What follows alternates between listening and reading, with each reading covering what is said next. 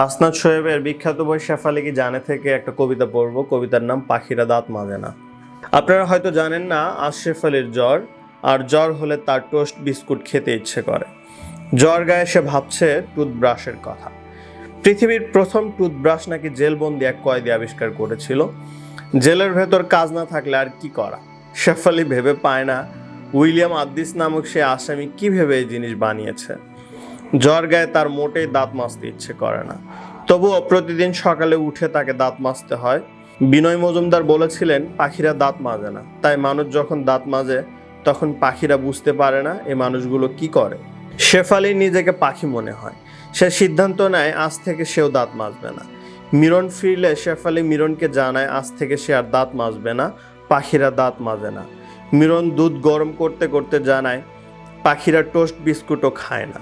এই কথার উত্তরে শেফালি আর কিছু বলে না, কিন্তু সে জানে আজ থেকে সে পাখি, সুতরাং সে দাঁত মাজবে না। একটা কাঠের ছানা হাতে নিয়ে বারান্দায় দাঁড়িয়ে আছে শেফালি।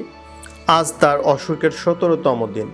প্রতি রাতে তার গায়ে জ্বর আসে, সেই সাথে তার প্রচণ্ড পিঠ ব্যথা। তার কেন জানি মনে হচ্ছে তার পিঠে ডানা গজাতে শুরু করেছে। একদিন পুরোপুরিভাবে তার পিঠ থেকে বেরিয়ে আসবে এক জোড়া সাদা ডানা। সেদিন পাখিদের মতো উড়ে বেড়াবে সে। তার অসুখের মতোই আজ তার দাঁত না মাজার 17তম দিন। তার মনে হচ্ছে দাঁত না মাজার কারণে তার পাখি হওয়ার সম্ভাবনা এখন অনেক বেড়ে গেছে। শেফালির অসুখ হওয়ার 28তম দিন। এখন সে রাতে ঘুমায় না, দিনের বেলা ঘুমায়। শেফালির মনে হচ্ছে সে খুব সম্ভবত পেঁচা হতে যাচ্ছে। তার পিঠের ব্যথা এখন নাই, সেখানে তুলোর মতো কিছু একটা মনে হচ্ছে। তার ধারণা তার পিঠে ডানা গজানো শুরু করেছে, আর কয়েকটা দিন গেলে এখান থেকে সে উড়ে চলে যাবে। এটুকু ভাবলেই তার মিরনের জন্য মন খারাপ হয়। মিরন এখনো জানে না শেফালির মনে কি চলছে।